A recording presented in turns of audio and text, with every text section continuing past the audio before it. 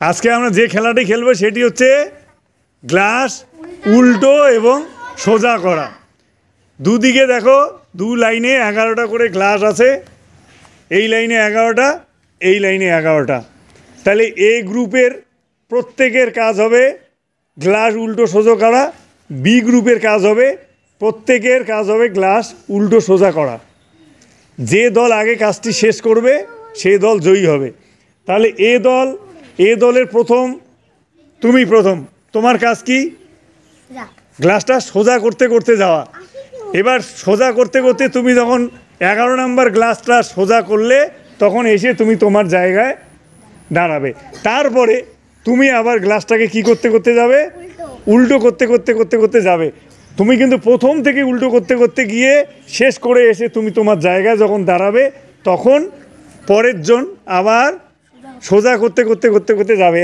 প্রত্যেকের কাজ হচ্ছে সেই 11টা গ্লাসকে উল্টো বা সোজা করা। বোঝা গেছে? দুই দলকে একই সঙ্গে কাজটা শুরু করতে হবে। যে দল শেষ করবে সবার আগে কাজটি সেই দল জয়ী হবে। তাহলে তোমার কাজ কি করা? সোজা করা। তাহলে তোমার কাজ কি করা? তাহলে সোজা করা দিয়ে শুরু হচ্ছে কিন্তু। তাহলে তোমরা যত তাড়াতাড়ি সোজা করে এসে জায়গায় দাঁড়াবে পরের জন, অন্য গ্রুপের পরের জন আবার উল্টো করতে করতে যাবে। ঠিক আছে? বোঝা গেছে?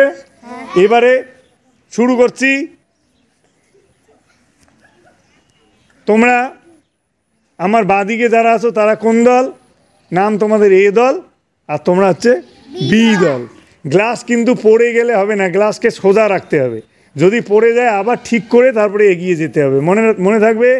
কোনো অবস্থাতেই গ্লাস মানে ফেলে দেওয়া চলবে না। হয় উল্টো অবস্থা থাকবে, নাহলে সোজা অবস্থা দাঁড়িয়ে থাকতে হবে গ্লাসকে। তুমি গ্লাস উল্টে গেলে বা সোজা করে গেলে যদি গ্লাস পড়ে যায় তাহলে কিন্তু হবে না, আবার ফিরে এসে ঠিক করে দিতে হবে। তাহলে খেলা স্টার্ট।